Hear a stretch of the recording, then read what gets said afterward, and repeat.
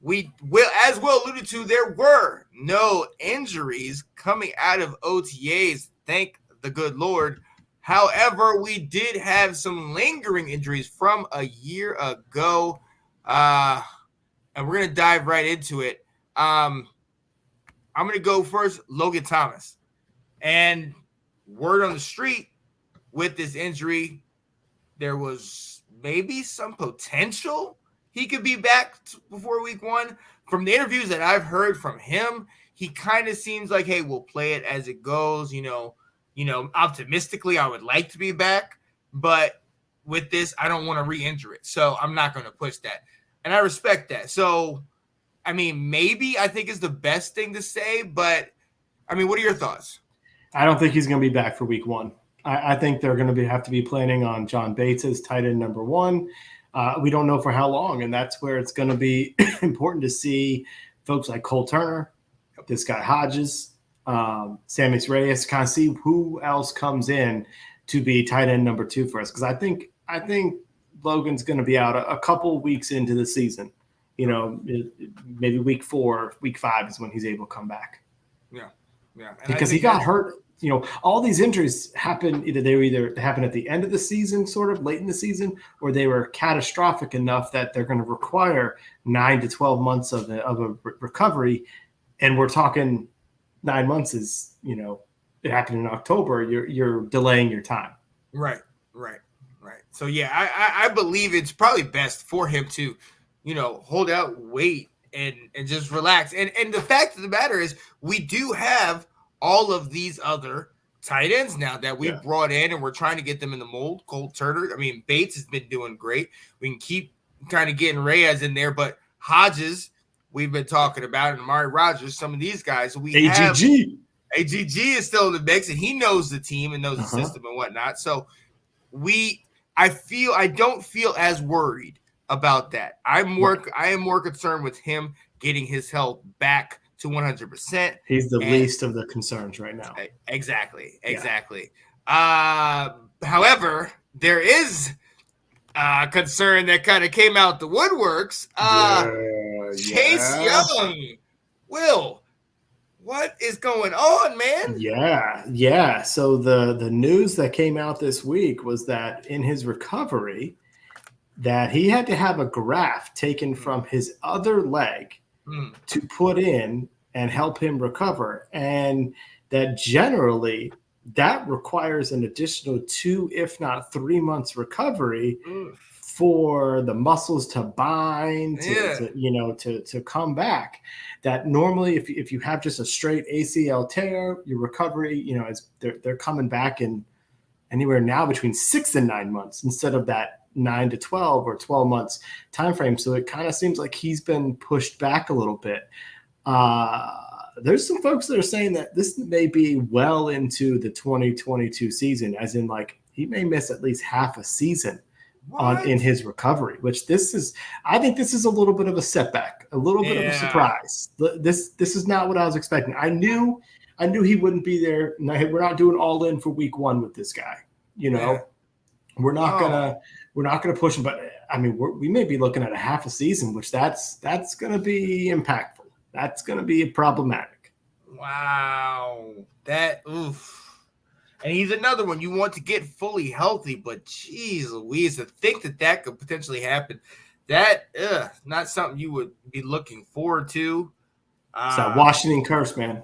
It is, man. I get that field right, man. I don't know what to think. That's rough. And I just saw photos of him, practicing and training with like Von Miller or something like that, and him kind of getting out there. So take your time, get right, man. But I will say this: I mentioned it earlier with that. I'm gonna say it because I don't think Chris Bosh was a part of the big 3 with D Wade and LeBron. This could be the big 3: Jonathan Allen, Fadarius Mathis, Deron Payne, baby. The big 3 in that middle is coming for Dallas. You hear me? You hear me, Ash? You hear me? Let's go. Oh, yeah. Yo, and Montez Sweat ready to come back and kind of have a comeback season that we need. Look, we'll see John Smith, Smith Williams and Casey Two-Wheel if they can provide. But I like what our defense our D line is doing right now. Our linebackers, Cole Holcomb, who's still here. Yes, sir. We're going to move, keep him at that role. Mayo's been playing pretty well in there. Jamin Davis, we'll discuss some of these guys a little bit later, but we might be okay if we can just give him time to get back to where he needs to be. Yeah. Not rush him back. Right. It'll be interesting to see if they need to go the route, and there's not much out there. There's not, there are a couple guys, but do they fit what they're looking for? I mean, you do have my boy from James Madison, Rondell Carter, so maybe they need to consider bringing him in, provide some depth here. Yeah. This guy. Hey, wait, what about my guy, Tomar Fox? He went undrafted out of North Carolina. Exactly. Hey. And don't worry about that. Once he comes to the North Carolina, Washington football or whatever, Commanders, you can see how he's going to dominate, man. Yeah. You just got to get the right spot. That's all it is. He's got to get in here. Once he gets in here, it's good. Yeah. But speaking of players that are dealing with injuries, also talk about Chase Roullier, our center. And he's another one. We talk about replacing a player.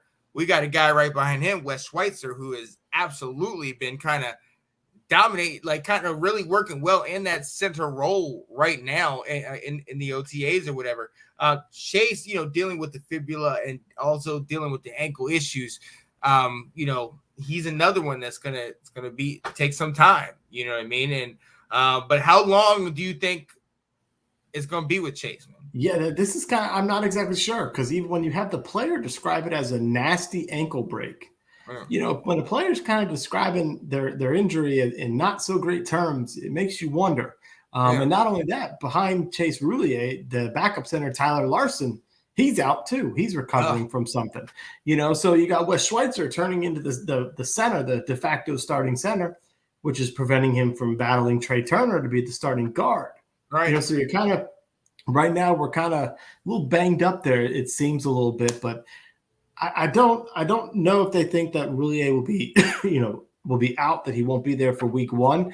But again, this is just another thing that come training camp, we may be easing some of these guys back, which when it comes to new quarterback, new line, two new guards, you kind of want that center in there. Yeah. The quarterback of that offensive line, it'd be nice to have him, in there. So you hope he's able to kind of get back, because his happened on what I think they said it was Halloween. Was it so? Again, middle to later part of the season. It's just kind of when these injuries happen, it's just making their recovery timeline not great. Yeah, it's rough. It's absolutely rough. And you think about, we have Turner and Norwell on either side, of him, and then you have, potentially Cosme or Leno Lucas, whoever's on the outsides. You have those together, but you want your inside guy.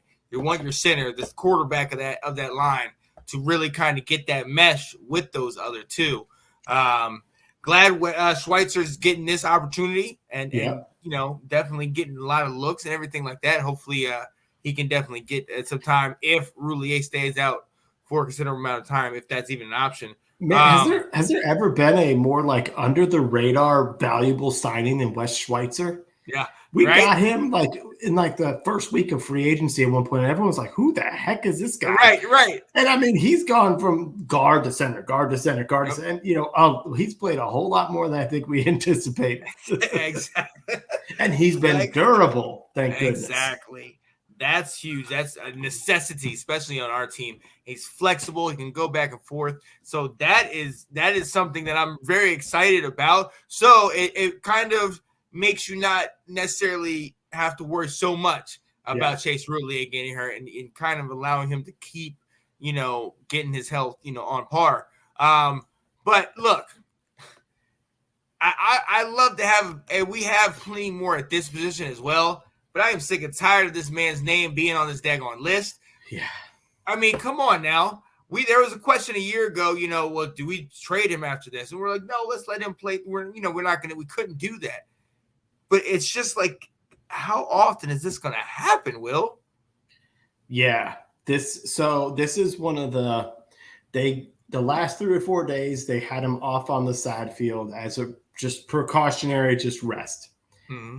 I think in minicamp, we can say, okay. if training camp comes around, if late July and August comes around, this guy's working on the side field, now we got a problem.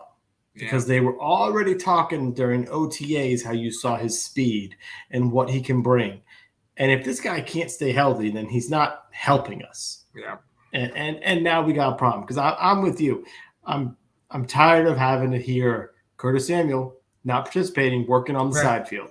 Right. It's ridiculous. And now, hey, going back to Jahan Dotson, my guy, De'Ami Brown, hopefully can have, that season.